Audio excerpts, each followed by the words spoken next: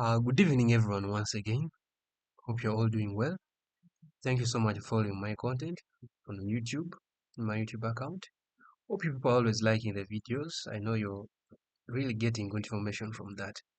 So today, I'm again back here. I want to take you through another basic thing to talk about in information literacy. That's what we call plagiarism. So by the end of this video, I know most of you are going to will have understood what plagiarism is and how to deal with it and all the types of plagiarism that we have here. So to start with, I'll still go back to my slides and show you where I'm going to start from. So I'll open this. This it shows still the outline of how my videos are going. So the next thing I'm going to talk about, like I've told you, I'm going to take you through what we call plagiarism. Plagiarism and what we call the plagiarism content and all the types and where to apply it. So basically plagiarism, so what we call plagiarism, it's possible in any work, that is performed, or it's performed in any medium or something connected to writing a document, or can call it a scholar, something scholastic. That's where plagiarism is, can be possible to any of those. So basically plagiarism, it involves something that is intentional, unintentional, something that you do it out of your own will, something intentional, or negligent, or something that is negligent basically explains something that you're trying to leave out, or you want to do away without it. You can do something without it. That's what we call negligent. So it applies something that's intentional or negligent use. It also involves paraphrase, something of the paraphrasing, when you're trying to really get out a specific part of the document. That's called paraphrasing, or a direct quotation, or do you go to a document just direct quotation, or something that maybe it's already published.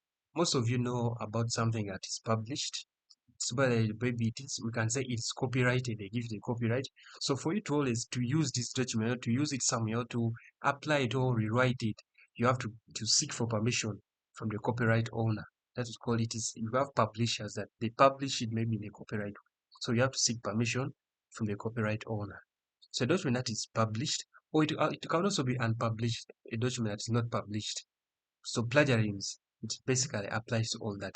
A document that will be published or not published. So that's where plagiarism applies.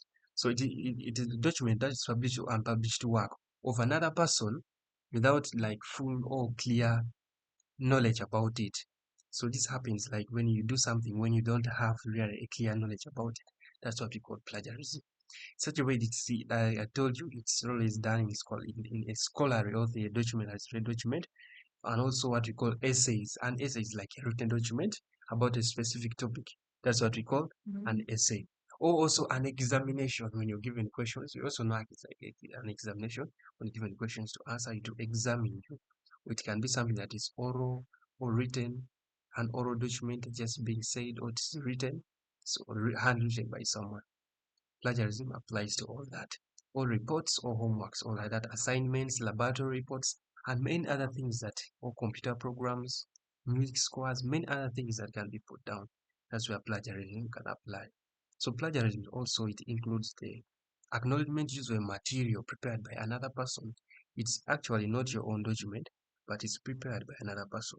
And so for you go and maybe try to paraphrase, that's where plagiarism comes in. Or it can be another person or a organization, an agency, many other things, or papers that are academic materials. That's where plagiarism it always applies. So the next thing I'll take you through are the types of plagiarism. So basically I have 4 types of plagiarism. This include the, like I listed them here in my introductory video like a summary. We have direct plagiarism, self-plagiarism, mosaic plagiarism, and accidental plagiarism. Those are the 4 types of plagiarism. So to start with, I would start with what we call direct plagiarism. So direct plagiarism, I'll explain this like it's a word in a word, or can be a transcription of a section of someone's work. The work is not actually yours, but it's for another person. That's why direct. So you're doing something that is direct into somebody's work. That's what I call direct plagiarism.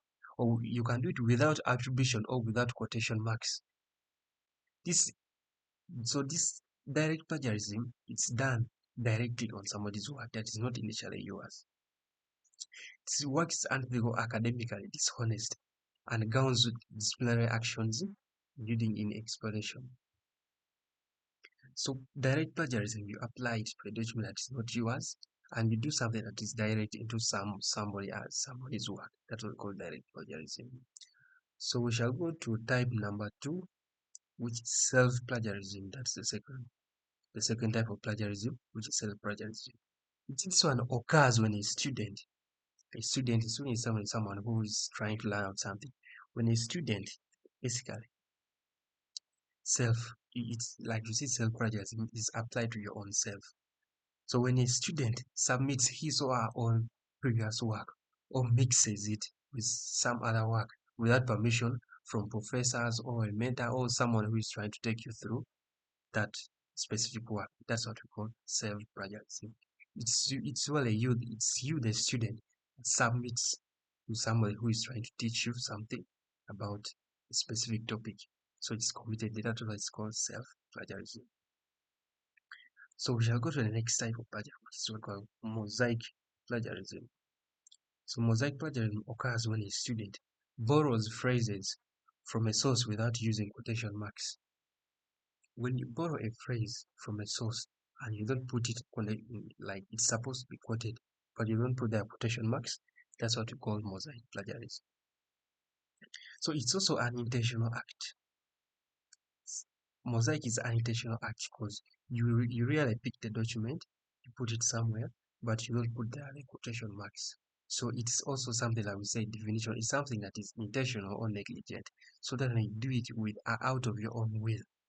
So that's what we call mosaic plagiarism. So we shall move to type number 4, which is the accidental plagiarism. Accidental plagiarism. So accidental plagiarism occurs when a person neglects to cite their sources or misquotes their sources of information. When you cite wrongly or you misquote wrongly a specific information that maybe you got from a specific source, you're really committing what they call it accidental. You do it out of an accident. It just happens. It's a sudden happening. That's why it's called accidental. You really want to really do it, but it's just accidental. You pick it from a certain source and you do it.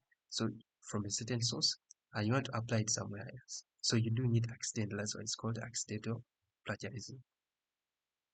Basically, those are the 4 types of plagiarism that we have here: the direct, self, mosaic, and accidental plagiarism. Those are the 4 types of plagiarism well explained to you. So all of this, like we say, we saw from the definition of plagiarism, is intentional or negligent. So you do it out of you can do it out of your own will without anyone like forcing you to do it or what. So when you do that, you're trying to you commit what you call plagiarism. Like we saw direct, you do it like directly into a document.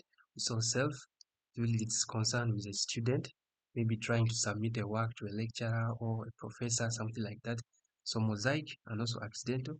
Accidental, you do it just accidentally, that it didn't happen. Those are basically the 4 types of plagiarism well explained to you. So thank you so much viewers for watching this video. I hope now most of you have understood the definition of plagiarism and you've seen what is basically contained in what we call the plagiarism content. You've seen all the 4 types of plagiarism, which are the direct, self, mosaic, and accidental. Well explained to you. So most of you have understood it now. Thank you so much for watching this video. Let's link up in the next video that I'm going to take you through, and I hope you also get good content from it. Thank you so much for watching.